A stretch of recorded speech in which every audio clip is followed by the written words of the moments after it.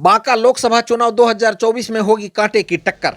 यह मैं नहीं बल्कि जदयू के सिटिंग सांसद और 2024 में एनडीए का उम्मीदवार गिरधारी यादव कह रहे हैं। चुनाव की घोषणा के साथ ही गिरधारी यादव और महागठबंधन में आरजेडी से उम्मीदवार जयप्रकाश नारायण यादव ने क्षेत्र का दौरा शुरू कर दिया है। दोनों प्रत्याशी जनता के बीच जाकर बांका के विकास की क्रेडिट ले रहे हैं और आगे भी विकास की दुहाई दे रहे हैं। हालांकि जमीनी स्तर की बात करें तो 1991 से बांका जिला बनने के साथ ही बांका जिला पिछड़ा सूची में है और अब 32 साल बाद भी यह जिला पिछड़ा जिला की सूची से बाहर नहीं निकल पाया है। बांका जिला और मुख्यालय का लाइफ लाइन कहा जाने वाला चंदन नदी पर बना करोड़ों का पुल मात्र 25 साल में ही ढह गया।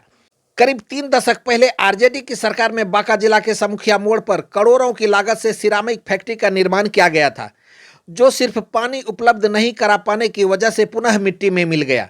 2001 में अटल बिहारी वाजपेयी की सरकार में तत्कालीन दूरसंचार मंत्री रविशंकर ने बांका के जगतपुर में रेडियो स्टेशन का शिलान्यास किया था, जो अब तक नहीं बन पाया। बांका जिला का 40% भाग पहाड़ी इलाका है और यहाँ प्रचुर मात्रा में खनिज है, फिर भी इसकी उपयोगिता को लेकर अब तक कोई भी सरकार पहल नहीं कर पाई है। करीब 16 लाख की आबादी वाला बांका जिला के अधिकतर निवासी रोजी रोजगार के लिए दूसरे प्रदेशों पर आज भी निर्भर है और दूसरी तरफ राजनीतिक दलों में बांका के विकास को लेकर क्रेडिट लेने की होड़ मची है। 2022 में चंदन नदी पर बने पुल और अलग अलग जगह बने पुल पुलियों के बारे में आप खुद सुनिए क्या कह रहे हैं राजनीतिक पार्टी के नेता। बांका में 81 पुल बनवाए, अपोजिशन में रह करके घर घर में चर्चा है।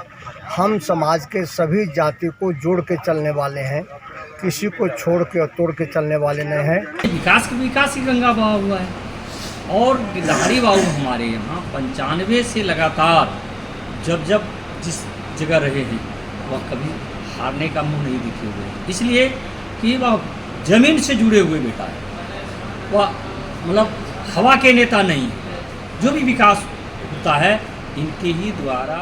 और जो पुल के गिनाते हैं विपक्षी लोगों में, वह वीरेंद्र भाई विश्वास नहीं करेंगे। हमारे रामनारायण मंडल जी माननीय मंत्री, पूर्व मंत्री न ये पुल का वो जांच में डलवाए थे, तो मान वाला जब नहीं बन रहा था तो हमारे कुछ लोग इंजीनियर दोस्त थे, जब हम सर्वे कराए तो 8 पुल सेंक्शन हुआ और वह लोग अपने क्रेडिट लेते हैं। जब कोई भी पद पर हो जाता है, सांसद रहे या कोई भी विधायक बन जाता है, तो उनको शिलान्यास उद्घाटन तो बना पोर्टफोलियो है, उसको करना ही है। वह विकास का देता है, क्रेडिट ले रहा है। वही निवर्तमान सांसद गिरधारी यादव मानते हैं कि इस बार का चुनाव कांटे की टक्कर की होगी। हम इसी मामले में कोई ओवर कॉन्फिडेंस में नहीं रहना चाहते हैं। हम सारे कार्यकर्ताओं को यही कहते हैं कि आप जिस दिन ये मान लीजिएगा कि हम लंबे मार्जिन से जीत रहे हैं, उस दिन आप गलतफहमी में रहिएगा। लड़ाई ये जो है इसको आप समझिए कि कांटे की लड़ाई है, तब आप आगे बढ़ते हैं। बताते चले कि 2019 के लोकसभा चुनाव में 3 प्रत्याशी आमने सामने थे।